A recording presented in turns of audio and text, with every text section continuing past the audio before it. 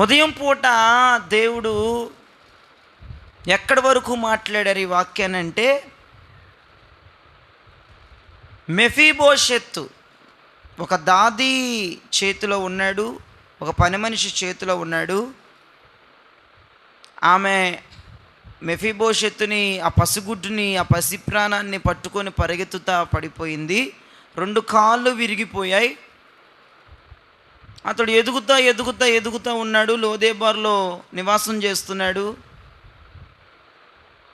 మాకీరు ఇంట నివాసం చేస్తూ మాకీరు యొక్క మోచేతి నీళ్ళను తాగుతున్నాడు. మెఫీబోషెత్తు అలా అవటానికి, ఆ దురుస్థితి అతనికి రావటానికి, ఆ పతన స్థితి అతనికి రావటానికి కారణం ఒక మంచి మనస్సు కలిగినటువంటి పని మనిషిని, ఒక మంచి మనస్సు కలిగినటువంటి దాది అని చెప్పుకున్నాం.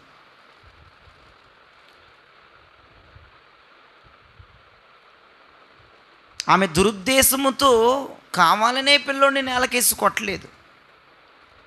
బలహీనురాలు గనక పరిగెత్తలేక పడిపోయింది అని చెప్పుకున్నాం. ఆ బిడ్డని ఎలాగైనా సరే గమ్యస్థానాలకి చేర్చాలి, ఆ క్షేమకరమైన స్థలాల్లో ఉంచాలి, అతని భవిష్యత్తు నా కళ్ళతో నేను చూడాలి, చక్కగా ఉండాలి వాడని ఆశతో పట్టుకుని ఏమీ ఆశించలేదు. పాపం ప్రయాణము పరిగెడుతుంటే పాపం ఆమె బలహీనురాలు కావటంతో, శక్తి లేనిది కావటంతో బిడ్డ 2 కాళ్ళు పోవటమే కాకుండా తన జీవితం అంతా ఒక కుక్క బ్రతుకి చస్తూ బ్రతుకుతున్నాడు మెఫీబోషెత్తు. దీనికి కారణం ఎవరని చెప్పాం? దాది అని చెప్పాం, పని మనిషి అని చెప్పాం. ఆమెలో ఏ దురుద్దేశం లేదని చెప్పాం. కానీ సంఘము గనక బలహీనుల చేతిలో ఉంటే, శక్తి లేని వాళ్ళ చేతిలో ఉంటే, మెఫీబోషెత్తుకు ఏ గతి పట్టిందో అదే గతి పట్టిద్ది అని చెప్పాం. ఇంకేం చెప్పాం? సంఘం అంతా బలవంతుని చేతిలోకి రావాలి, మిమ్మల్ని పట్టుకుని ఫోర్స్గా పరిగెత్తే వాళ్ళు కావాలి, మిమ్మల్ని అపవాది కబంధ హస్తములకు దొరకనివ్వకుండా మిమ్మల్ని చెంగుమని పట్టుకుని రివ్వెత్తున ఎగిరిపోయే వాళ్ళు కావాలి, బలవంతులు కావాలి, శక్తివంతులు కావాలి. అలాంటి వారు మాత్రమే మన ఆశలను, ఆశయాలను నెరవేర్చగలరు, మన క్షేమస్థితులకు తీసుకువెళ్ళగలరు, మన భవిష్యత్తుని మనం చూడగలము అని పొద్దున మాట్లాడాం. ఎక్కడ ఆపాం? సంఘమంతా, వ్యక్తులు, జీవితాలు, సంఘం, కుటుంబాలు బలవంతులైన దైవ జనుల చేతిలో ఉంటే వారు మిమ్మల్ని పడేయకుండా గట్టిగా పట్టుకొని ప్రతి పరిస్థితిలో నుంచి కూడా రెవ్వున మిమ్మల్ని కాపాడి దేవుడు అనుకున్న స్థితిలోనికి తీసుకెళ్ళగలరా? ఓకే, ఈ పూట దేవుడు ఏం మాట్లాడుతున్నాడంటే, మెఫీబోషెత్తు అవ్వటానికి కారణం ఎవరు? పాస్టరమ్మ గారు అంట. నేను దాదిని పాస్టరమ్మ గారు అనుకుంది. సేవకురాలు చేతిలో, ఆమె సేవ చేసేదే కదండి, పని మనిషే కదండి దాది. సేవ చేసే ఆమె చేతిలో ఆ బిడ్డడు పడిపోయి 2 కాళ్ళు కుంటివైపోయి లోదేబారులో ఎదుగుతా, మాకీరు మోచేతి నీళ్లు తాగుతా కుక్క బ్రతుకుతున్నాడు. పతన వ్యవస్థలో, దరిద్రమైన వ్యవస్థలో ఉండిపోయాడు మెఫీబోషెత్. ఇంకో విషయం చెప్పనా మీకు ఇప్పుడు? ఇది 2వ సందేశం. ఒక పాస్టరమ్మ చేతిలో, ఒక బలహీనురాలు పాస్టరమ్మ, ఒక శక్తి లేని పాస్టరమ్మ చేతిలో అతని పరిస్థితి అలా అయిపోయింది. మరలా ఇంకొక పాస్ట్రయ్యతో ఎదిగిపోయాడు మెఫీబోషెత్. గట్టిగా చప్పలు కొట్టి ప్రభు నామమున కనపరచండి. ఎట్ ఎ టైం అతని పతన స్థితిలోనికి వెళ్ళింది నిజం, దరిద్ర స్థితిలోనికి వెళ్ళింది నిజం, 2 కాళ్ళు పోయాయి అనేది నిజం. అది ఎవరి వల్ల అంటే పాస్టరమ్మ వల్ల, సేవకుల వల్లే అనేది కూడా నిజమే. బలహీనులైన సేవకుల వల్ల మెఫీబోషెత్ అలా అయ్యాడు. అదే మెఫీబోషెత్తు ఇంకొక పాస్టర్ గారి ద్వారా ఉన్నతమైన స్థితిలోకి వచ్చేసాడు. ఆ పాస్టర్ గారిని చూద్దామా? చూడండి, ఆ మెఫీబోషెత్తు జీవితమే మళ్ళీ ఒక సేవకుని వలన పైకి వచ్చింది. చూడండి 2 సమూయేలు 9వ అధ్యాయం 2-4 వచనాలు చదవండి. సౌలు కుటుంబమునకు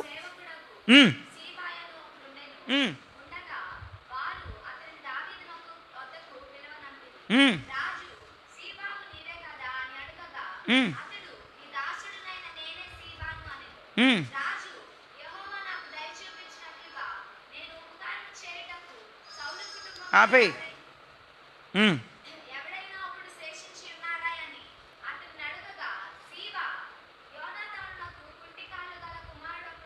బా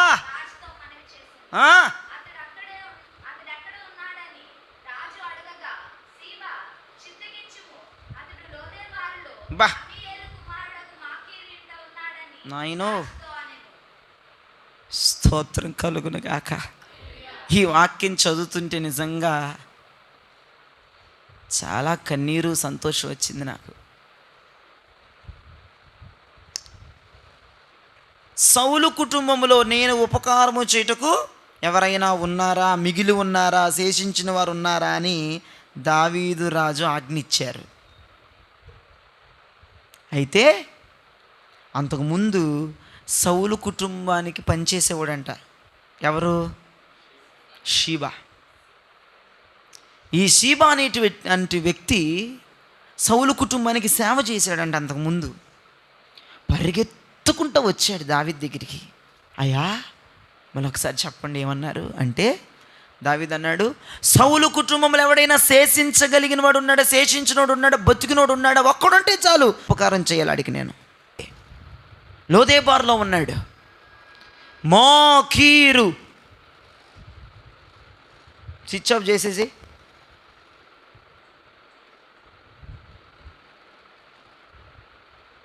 మాకీరు ఇంట ఉన్నాడు. నీ స్నేహితుడు కుమారుడే, యోనాతాను యొక్క కుమారుడు అని చెప్పంగానే, ఏంటి శివా, నా స్నేహితుడు కుమారుడు ఉన్నాడా? ఎక్కడున్నాడు? లోదేబారులు అయ్యా. ఎవరింట్లో ఉన్నాడు? మాకీర్ అనేటువంటి వ్యక్తి ఇంట్లో అయ్యా. అరే రే రే రే, నా స్నేహితుడు కుమారు బతుకున్నాడని చెప్పి వెంటనే రథాలు పెట్టేసి, సేవకులను పెట్టేసి లోదేబారులో మాకీరు ఇంటికి దావీదు పనివారిని, రథాలని పంపించాడు. నేను అంటున్నాను, ఈ సీబా అనే వ్యక్తి నాకెందుకులే అనుకుంటే మెఫీబోషత్తు పరిస్థితి ఏమైపోయేది చెప్తున్నా. ఉజాయింపుకి నా మాట వినండి. నాకెందుకు తలకాయ నొప్పి,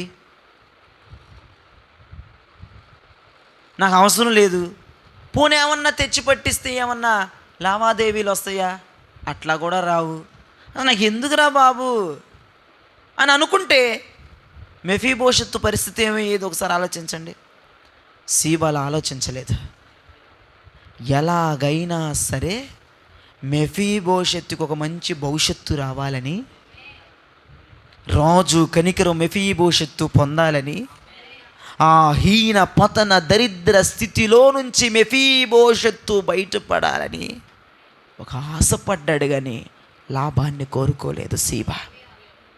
ఆయనకి ఎందుకండి అసలు? ఎవరైనా ఉన్నారా అన్నాడు అంతే. అందరూ కామైపోయారు. అందరితో పాటు సీబా కూడా కామైపోతే అక్కడ బతుకేమైపోయేది? మెఫీబోషత్తు బతుకు ఆ యొక్క లోదేబారులోనే అంతమైపోయేది.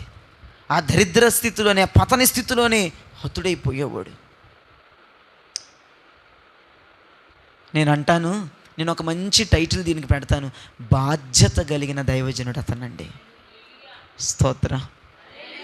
నాకెందుకులే అనుకుంటే మీ పరిస్థితులు ఏంటి? నాకెందుకులే అనుకుంటే మీ పరిస్థితులు ఏంటమ్మా? వాళ్ళ జీవితం, వాళ్ళ ఇష్టం, ఎట్లాగన్నా ఉంటారు అంటే ఏంటి మీ పరిస్థితి? నా వటుకు నేను వాక్యం నేర్చుకుంటున్నా, నా వటుకు దేవుడు నాకు వాక్యం మాట్లాడుతున్నా, నా వటుకు నేను పరిశుద్ధపరచబడతా, నీకు చెప్పాల్సిన అవసరం నాకేముంది అనుకుంటే నీ బతుకేమైపోద్ది? నీ జీవితం ఏమైపోద్ది? ఉజాయింపుకు చెప్తున్నా. సీబా బాధ్యత కలిగిన దైవజనుడు.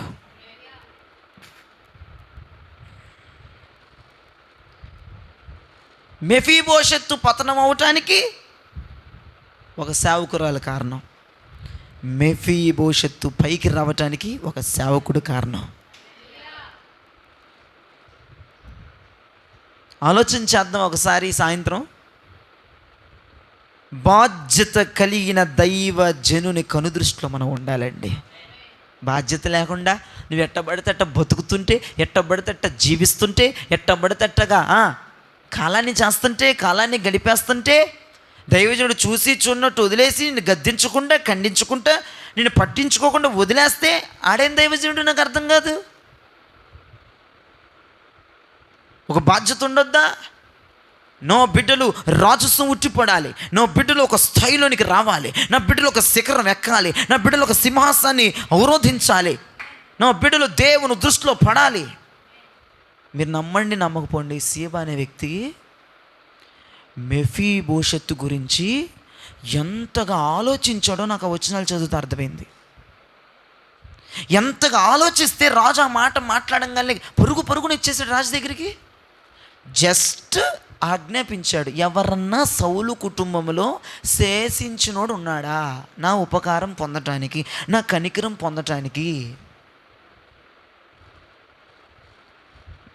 ఎన్ని నెలల నుంచి ఆలోచిస్తే ఆ సీబా అనే వ్యక్తి రాజు దగ్గర పరిగెత్తుకుంటూ వచ్చి, రాజా ఉన్నాడు రాజా, నీ స్నేహితుడు కొడుకు రాజా ఉన్నాడయ్యా. సంతోషించాడండి దావీదు, నా ప్రాణ స్నేహితుడు కొడుకు బతుకున్నాడా. సీబా రోజు ఏడ్చేవాడేమో మెఫీబోషెత్తు పరిస్థితి చూసి. ఎందుకంటేనండి సీబా సౌలు కుటుంబంలో సేవకుడు కదండి, సౌలు కుటుంబానికి పరిచయం చేసినాడు కదా. మెఫీబోషెత్తు పుట్టినప్పుడు వినండి, పుట్టినప్పుడు ఖరీదు వస్త్రాలు ఆ చంటి దేహం మీద ఉండటం చూశాడుగా. కల్తీ లేని పాలు పట్టించడం చూశాడుగా. ఒక్క దోమ కొట్టకుండా ఆ ప్రొటెక్షన్ చూశాడుగా. రాజకుమారుడు కదా, రాజుగారి ఇతని తాత కదా. అతడు ఆ చంటి దేహాన్ని ఎంత బంగారంలాగా చూశారో అవన్నీ చూశాడుగా ఈ సీబా. అవన్నీ చూసిన సీబా ఎదిగి లోదేబారులో బాధలు పడుతుంటూ కూడా చూశాడు. అయ్యో ఏంటి నా బిడ్డడు అట్లా అయిపోయాడేంటి, అట్లా తయారైపోయాడేంటి. బంగారాన్ని కనుక బీరువాలో పెట్టి లాకర్లు పెట్టి ఎంత భద్రంగా దాస్తామో అంత భద్రంగా చంటోని పెంచడం నేను చూశానే. ఆడికేంటి బాధలు, ఆడి బాధలు పోవాలి, ఆడి కష్టాలు పోవాలి, మరలాడు రాచరికం రావాలి, మరలాడు సంతోషంగా ఉండాలి. అయ్యో నా కళ్ళ ముందు ఆ చంటి దేహాన్ని, ఆ చంటి దేహం మీద చక్కని బట్ట, ఆ చంటి దేహానికి బంగారపు గొలుసులు, బంగారు పొంగరాలు పెట్టుకుంటూ చూస్తే ఇప్పుడు 2 కాళ్ళు లేనోడిగా అయిపోయి 4 మెతుకులు ఒంటే బతుకు జీవుడా అంటూ ఎక్కడో తలదాచుకున్నటువంటి మెఫీబోషెత్తును చూసి రోజు ఏడ్చేవాడు అనుకున్నా నేనైతే సీబా. ఎప్పుడైతే రాజు మాట్లాడిన ఆజ్ఞ విన్నాడో, స్తోత్రం చెప్పండి, ఎప్పుడైతే ఆజ్ఞ డెలివరీ అయిందో, ఆజ్ఞ బయటికి వదిలాడో, సౌలు కుటుంబంలో ఎవడున్నా సరే నేను వాడికి ఉపకారం చేస్తాను అనగానే పాపం సీబా ఎన్ని నెలల నుంచి ఏడుస్తున్నాడో మెఫీబోషెత్తు గురించి. వాడి పరిస్థితి మారాలయ్యా, నా కళ్ళ ముందు వాడు బంగారంలాగా ఎదిగితే నేను చూశాను, నా కళ్ళ ముందు మంచి వస్త్రాలు వేసుకోవటం చూశాను, నా కళ్ళ ముందు అయ్యా మంచి విధానంలో వాడు ఎదగటం, వాడు రోజులు గడపటం నేను చూశాను, నా కళ్ళ ముందు వాడి పతన స్థితి చూస్తున్నాను. ఈ స్థితి వాడికి పోవాలని మనసులో సీబా ఎంత ఆలోచించాడో, ఎంత బాధ్యత పెట్టుకున్నాడో, ఏదో ఒకటి చేద్దాం అనుకున్నాడు. ఇంతలో రాజు దగ్గర నుంచి ఆజ్ఞ డెలివరీ అయిపోయింది. వెంటనే రాజు దగ్గరకు వచ్చాడు, చేతులు కట్టుకున్నాడు. అయ్యా నీ స్నేహితుడు కుమారుడు ఉన్నాడు, అదిగో యోనాతాను కుమారుడు ఉన్నాడు అయ్యా, 2 కాళ్ళు ఇరిగిపోయినాయి, అదిగో లోదేపర్లో ఉన్నాడు, మాకీరింట్లో ఉన్నాడు అనగానే దావీదు ఎగిరి గంతేశాడండి. ఎగిరి గంతేసి రథాలను పంపించాడు. ఆ చిన్న పల్లెటూరికి జం ఇప్పుడంటే సుమోలు, ఇప్పుడంటే కార్లు, అప్పుడు రథాలు సపా వెళ్ళిపోతున్నాయి అంట. రథాలు ఒకదానెమ్మట ఒకటి వెళ్ళిపోయి మాకీరింట్లో ఆగినాయి అంట, మాకీరింటి వాకిట ఆగినాయి అంట. జనం అందరూ ఆశ్చర్యపోతున్నారు. సీఎం గారు ఈ రాకేంటి, ఈ రూట్లో రావటం ఏంటి, అది ఈ కొంపకు రావటం ఏంటి అని ఆశ్చర్యపోతున్నారంట. మాకీరు ఇంటికి వెళ్ళి తలుపు కొడితే పలానా వ్యక్తి ఇక్కడ ఉన్నాడా, మెఫీబోషెత్ అని, ఉన్నాడు. కర్రలు పట్టుకొని కుంటుకుంటూ వచ్చాడు బయటికి. మెఫీబోషెత్ గారు, మిమ్మల్ని రాజుగారు పిలుస్తున్నారంటే నమ్మసక్కిన విషయమా? సీఎం గారు నన్ను పిలుస్తున్నారంటే అది నమ్మటానికి ఏమైనా ఉందా? మెఫీబోషెత్ అని ఉంటాడు, సార్ అడ్రస్ ఏమైనా చెక్ చేసుకున్నారా, కొంచెం రాంగ్ అడ్రస్కి వచ్చారేమో సార్, మీకు ఎవరో రాంగ్ ఇన్ఫర్మేషన్ ఇచ్చారు, ఇక్కడ మెఫీబోషెత్ నా పేరే కానీ ఊర్లో ఇంకోళ్ళ పేరు ఉందేమో, వాళ్ళ ఇంటి పేరుతో సయం అని తెలుసా? నేను కాదులే సార్, నన్నెందుకు పిలుస్తాడు సార్ సీఎం, మీరే మాకీరి లాంటి ఇదేనా? ఇదే, నిన్నే అయితే నిన్నే రమ్మన్నాడు రాజుగారు, రా నువ్వు ఏం మాట్లాడుకున్నా అన్నాడు. ఆనందం చూడలేమండి, ఆ సంతోషం చూడలేం. చక చక చక చక తల అటు ఇటు సైడ్ చేసుకున్నాడు, కర్రలు పట్టుకుని ఎక్కేసాడు రథం, దజ్జాగా ఊర్లో ఊరేగించబడితే వెళ్ళాడు. రాజు వద్దకు మెఫీబోషెత్తును తీసుకొచ్చారు. స్తోత్రం చెప్పండి. దావీదు వద్దకు మెఫీబోషెత్ వస్తే, దావీదు కొడకా, నా ప్రాణ స్నేహితుడు కుమారుడా, నీ తండ్రితో నేను నిబంధన చేసిన వాడిని, మేము బ్రతికినంత కాలం, మేము బతికిన దినాలన్నీ కూడా, నీ తండ్రి బతికిన దినాలన్నీ కూడా నేను నీ తండ్రితో నిబంధనలో ఉన్నవాడిని. నీ తండ్రి నీతి తప్పని తండ్రి, న్యాయం తప్పని తండ్రి, ధర్మం తప్పని తండ్రి, ఆ కార్యాలు అన్నాడా అక్కడ? ఆ మాటలన్నీ ఉన్నాయండి. ఒకే ఒక సింగిల్ మాట అంటారు, చదవండి. దావీదు దగ్గరకు వచ్చినాక మ్యాటర్ చదవండి, 5వ వచనమా, 5 చదవండి. అప్పుడు రాజైన దావీదు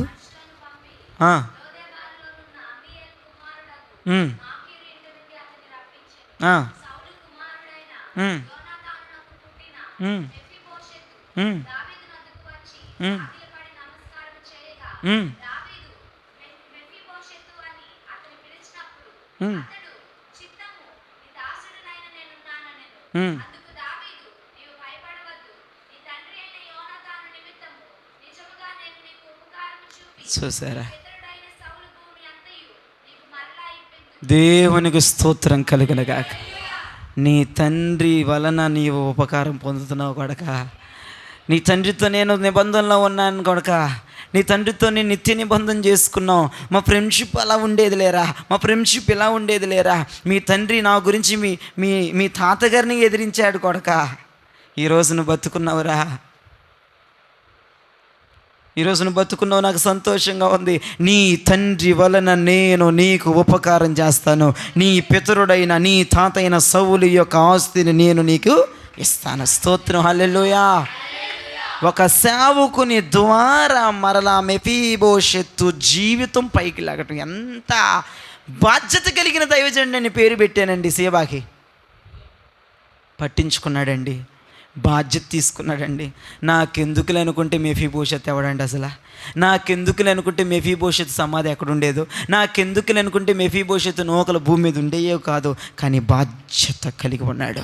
ఎలాగైనా మెఫీబోషెత్తుని పైకి తీసుకురావాలి, ఎలాగైనా మెఫీబోషెత్తుని తండ్రి ఆశించిన ఆశయాలకు తీసుకురావాలి, తండ్రి చిత్తం జరిగించాలి, తండ్రి చిత్తం అతను అమలు కావాలి, అతడు ఒక మంచి పొజిషన్కి రావాలి, మంచి పొజిషన్లో ఉండాలి, మంచిగా తయారవ్వాలి, ఒక ప్రయోజకుడు లిస్టులో ఉండాలనుకున్నాడు. బాధ్యత తీసుకున్నాడు, తన బాధ్యత నెరవేర్చేసుకున్నాడు. రాంగాలే అనేసాడండి దావీదు, నీ తండ్రి అయిన యోనాతాను వలన నేను నీకు ఉపకారము చేస్తాను. అలా జ్ఞాపకాలన్నీ గుర్తొచ్చినాయి మెఫీబోషెత్తుని చూడగానే దావీదుకి. ఇద్దరు ఫ్రెండ్స్ కదా, ఇద్దరు ఫ్రెండ్స్, క్లోజ్ ఫ్రెండ్స్ ఇద్దరు కూడా, దావీదు యోనాతాను చాలా క్లోజ్. వాళ్ళ ఆప్యాయత, వాళ్ళ బంధము, వాళ్ళ విధి విధానాలు భూమి మీద ఎవరు ఉండరేమో అలా కనిపిస్తుంది వాళ్ళిద్దరిని చూస్తే. నిత్య నిబంధనలో, సత్య నిబంధనలో ఉండి వాళ్ళు ఫ్రెండ్షిప్ను కొనసాగించారు. యోనాతాను మరణించినప్పుడు ఎంత ఏడ్చాడో, సింహపు గుండె కలిగినటువంటి దావీదు గుండె కరిగిపోయింది యోనాతాను చనిపోగానే. ఎంత ఏడ్చాడో అంతకంటే ఎక్కువ సంతోషిస్తున్నాడు ఇప్పుడు మెఫీబోషెత్తును చూసి. దేవునికి స్తోత్రం. అంతకంటే ఎక్కువ సంతోషిస్తున్నాడు, హృదయం అంతా పొంగిపోతుంది. అందుకే నీ పితరుడైన సౌలు ఆస్తంతా నీకు ఇచ్చేస్తానన్నాడు. అంతే, డోంట్ కేర్. ఒకే మాటకి అంతే, ఆస్తంతా నీకు వస్తుంది కొడక. అంతేకాదురా, నువ్వు సదాకాలం నా బల్ల యొద్దే నీవు భోజనం చేయాలి. హల్లెలూయా. నిన్నెక్కడ ఒక పనుడుగులాగా నేను చూడను. జీతం ఇచ్చేవాళ్ళు ఇష్టం వద్దు, రాజకుమారులు నువ్వు ఒకడవి. బా, ఏంటండి ఆ మాటలు? రాజకుమారుల్లో నువ్వు ఒకడవే. నా బల్ల దగ్గరే నీకు సిట్టింగు. మేము ఎక్కడ చేస్తుంటే నువ్వు అమ్మోళ్ళు పోయి చేయటం, మేమేదో తినొదిలేసినటువంటి 4 మెతులు నువ్వు తింటాం. చిచి లోదేవారిలో బతుకు ఇక్కడ కాదురా, కింగూరా. నువ్వు రాజకుమారుడు రా, నువ్వు నా స్నేహితుడి యొక్క కుమారుడా, నువ్వు నిబంధనలో ఉన్నవాని యొక్క కుమారుడు, నువ్వు నీతి కలిగిన, న్యాయం కలిగిన, నీతి ధర్మములు తప్పని వాని కుమారుడు గనక నా బల్ల దగ్గరే భోజనం చేయను. రాజకుమారులలో నీ ఒకడివే అన్నాడంతే. బల్ల దగ్గర భోజనం చేయ. సదాకాలము రాజు కూర్చొని తినే బల్ల దగ్గర భోజనం చేస్తున్నాడండి. సీబా చూసి సంతోషిస్తున్నాడు. ఇదే కోరుకున్నాడు సీబా. పసికందుగా ఉన్నప్పుడు ఎటువంటి కృపను పొందాడో మెఫీబోషెత్తు, అదే కృప కిందకు రావటం మరలా సీబా చూస్తున్నాడు. అబ్బాబ్బా, నా ఫలితం, నా ప్రయత్నం, నా మాట నెరవేరింది, నా ఆలోచనలు నెరవేరాయి, నా కళలు నెరవేరాయి, నా ఉపవాసాలు నెరవేరాయి, నా దర్శనాలు నెరవేరాయి అని చెప్పి సీబా గెంతులు వేస్తున్నాడు. హల్లెలూయా.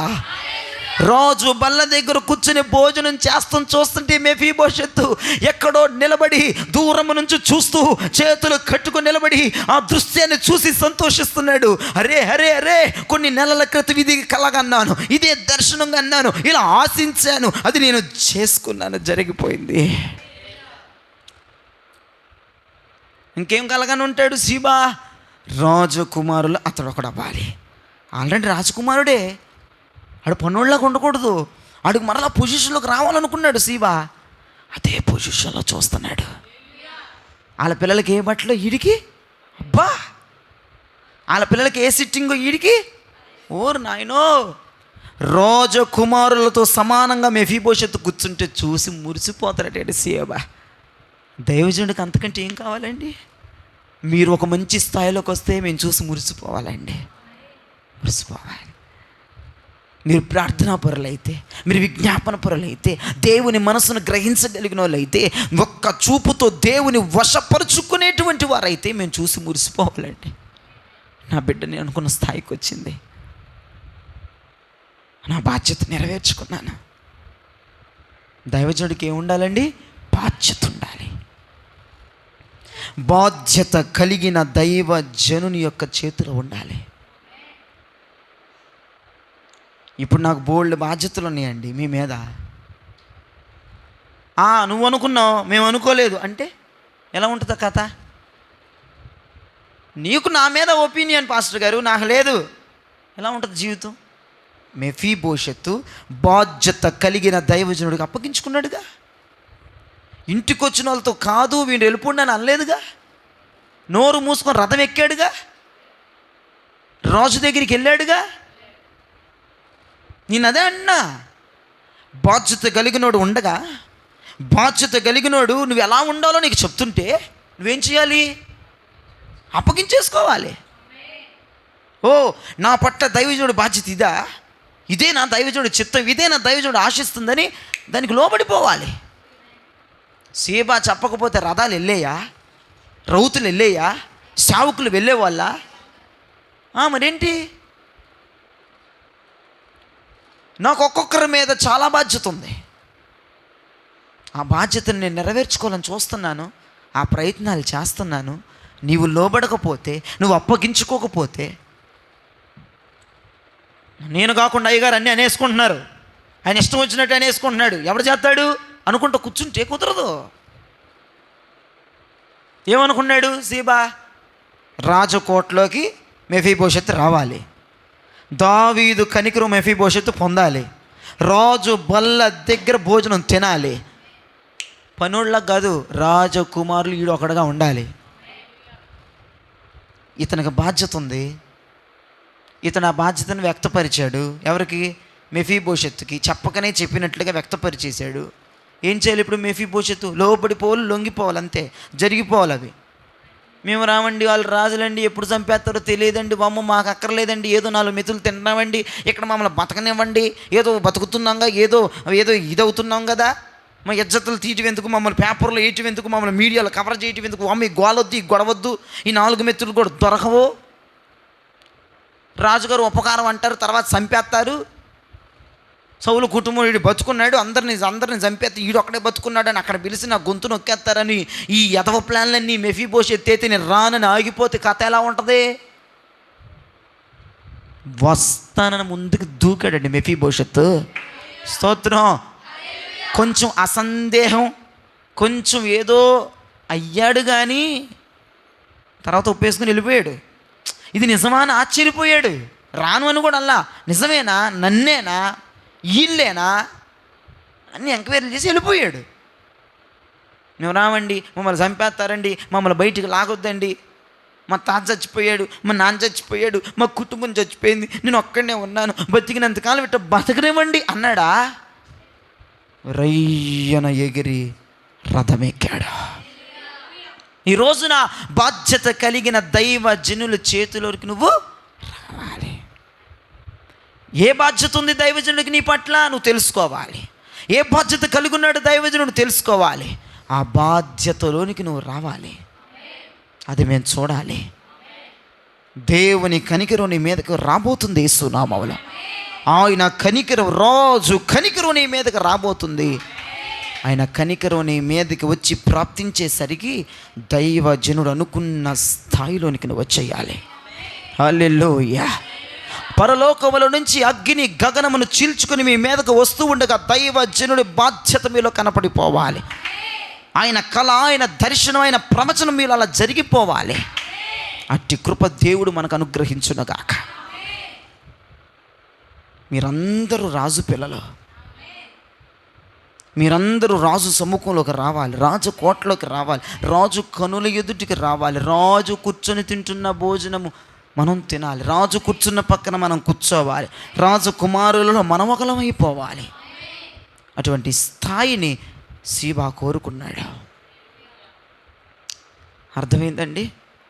పొద్దునంతా ఏం మాట్లాడాం? బలము కలిగిన దైవ జనుల చేతులకు రావాలి. ఇప్పుడంతా ఏంటి? బాధ్యత కలిగిన దైవ జనుడి చేతులకు రావాలి. నేనైతే ఫుల్ బాధ్యత మీ మీద కలిగి ఉన్నాను. నేను సకల ప్రయత్నాలు మీ కొరకు చేస్తున్నాను. ప్రార్థన అయిపోయినా మిమ్మల్ని సపరేట్గా ఉంచేస్తున్నాను. మీ కొరకు ప్రార్థన చేస్తున్నా, మీ కొరకు మరలా ఎక్కువ క్లాస్ తీసుకుంటున్నాం, మీ కొరకు మరలా అదనంగా మెసేజ్ ప్రిపేర్ చేసి చెప్తా ఉన్నాను. ఈ ప్రయాస అంతా ఎందుకు? మిమ్మల్ని ఒక స్థాయిలో నేను చూడాలి. ఆ స్థాయికి మీరు రావాలి, ఆ పాకానికి మీరు రావాలి. ఆ ఖరీదైన కృపగలిగినటువంటి స్టేజ్లో మీరుంటే నేను అది చూసి మురిసిపోవాలి.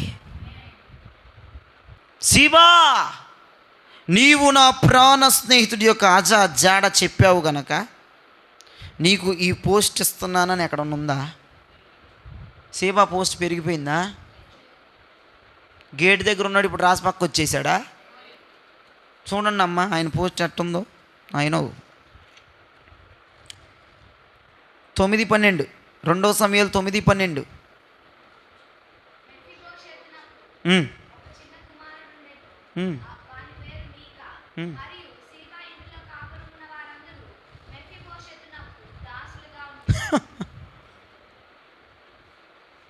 సేవ పరిస్థితి ఏంటి?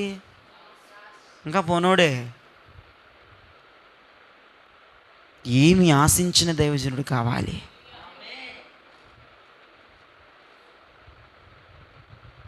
రే మెఫీబోషెత్ ఏంట్రా కొమ్ములు వచ్చినాయి? నేను చెప్పపోతే నువ్వు ఎవడవురా? నేను చెప్పపోతే నీ ఊరేదిరా? నేను చెప్పపోతే నీ అడ్రస్ ఏదిరా?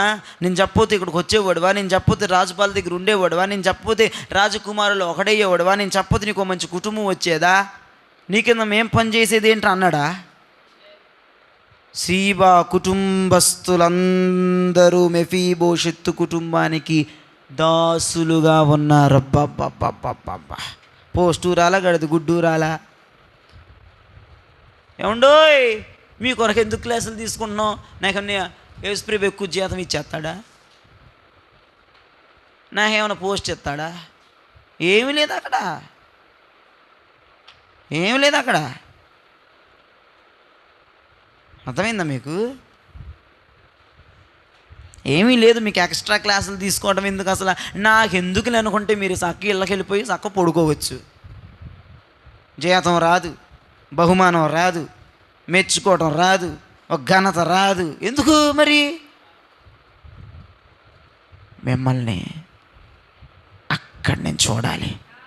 అది తప్పికి ఏమీ కోరుకోవట్లేదండి నేను. సేవలాగా ఏమి ఇవ్వద్దు మీరు. ఒక్కొక్కరి పట్ల ఒక్కొక్క బాధ్యత ఉంది నాకు, అది నెరవేర్చండి చాలు.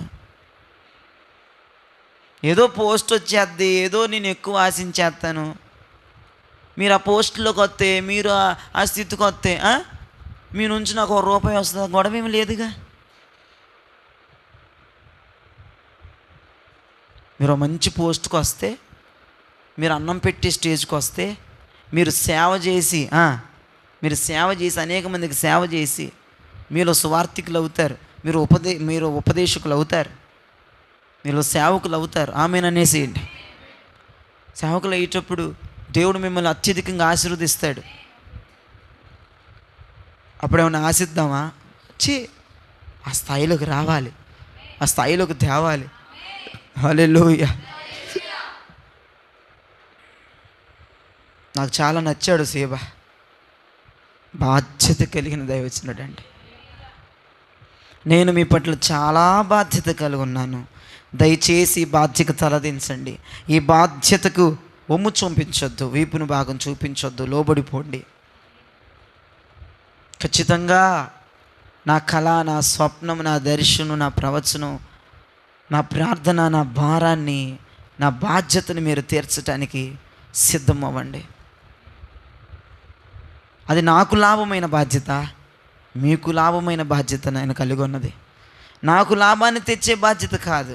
మీరు 10 మందికి ఒక దేవుని మాటలు అందించేటువంటి ఉపదేశకులు కావాలన్న బాధ్యత, 10 మందికి మీరు సేవ చేయాలన్న బాధ్యత, సంఘాలు మీ ద్వారా నిర్మించబడాలన్న బాధ్యత, పట్టణాలు మీ ద్వారా పట్టబడాలన్న బాధ్యత, ఒక గొప్ప సమభీకరమైనటువంటి సమభీకర కార్యాలు మీ ద్వారా జరగాలన్న బాధ్యత. ఇది నేను కలుగున్నాను. అవి నెరవేర్పులోనికి రావాలి. అందుకే ఎక్స్ట్రా క్లాసులు, ఎక్స్ట్రా మీటింగులు, ఎక్స్ట్రా ప్రార్థన. మేము ఎందుకు చేయాలి గారు? సంఘం అంతటితో పాటే చేస్తాం, మేము విడిగా మళ్ళీ ఎందుకు చేయాలంటే సపరేట్ బాధ్యత ఉంది నాకు మీ మీద. మీరు అక్కడ ఉండవలసిన వారు కాదు, మీరు ఎక్కడ ఉండవలసిన వారు. మీరు రాజు బల్ల దగ్గరికి రావలసిన వారు, ఆయనతో కూర్చొని నేను భోజనం చేయవలసిన వారు. మీరు సదాకాలము రాజు బల్ల యొద్దే మీరు భోజనం చెయ్యాలి. మీరు అక్కడ కూర్చొని తింటే నాకు ఏదోలాగా ఉంది, ఇక్కడికి రావాలి. ఒక్కొక్కరి యొక్క దేవుడు మీ మీద కలిగిన ప్రణాళికను చూస్తుంటే ఆశ్చర్యం వేసిపోతుంది నాకు రోజు రోజుకి. దేవుడు మీ పట్ల ఉన్నతమైన ఒక వ్యూహిత ప్రమాణాన్ని కలిగి ఉన్నాడు, ఒక ప్రణాళికను కలిగి ఉన్నాడు, ఒక వ్యూహాన్ని కలిగి ఉన్నాడు, ఒక ఆలోచన కలిగి ఉన్నాడు. ఎంత అద్భుతంగా ఉంది మీ మీద దేవుని యొక్క వ్యూహం. ఆ స్థాయిలోకి నేను మిమ్మల్ని తేవాలి, ఆ పాకానికి నేను మిమ్మల్ని తేవాలి. మీ వ్యూహం ఏంటంటే మీది అక్కడ కాదు, మీది ఇక్కడ స్థానం. అక్కడ కూర్చొని తినేవాళ్ళు కాదు, ఎక్కడ కూర్చొని తినేవాళ్ళు మీ స్థానం. అక్కడ కూర్చొని వినేవాళ్ళు కాదు, ఎక్కడ నిలబడి మాట్లాడేది మీ స్థానం. ఇది నేను చూడగలగాలి. ఈ స్థాయికి మీరు రావాలి. అందుకే నేను సకల ప్రయత్నాలు చేస్తున్నాను. ఈ ప్రయత్నాలని అందిపుచ్చుకోండి, ఈ ప్రయత్నానికి తలదించి ఉండండి, ఈ ప్రయత్నానికి చేతులు ఎత్తేసేయండి, ఈ ప్రయత్నానికి ఒళ్ళప్పగిచ్చేయండి, ఈ ప్రయత్నానికి ప్రాణాత్మ దేహాలు పణంగా దేవుని చేతిలో పెట్టేయండి. ఈ ప్రయత్నాన్ని అడ్డుకోవద్దు, ఈ ప్రయత్నానికి ఆటంకకరంగా ఉండొద్దు, ఈ ప్రయత్నాన్ని విడిచిపెట్టొద్దు, ఏముందలే అని వదిలేయొద్దు.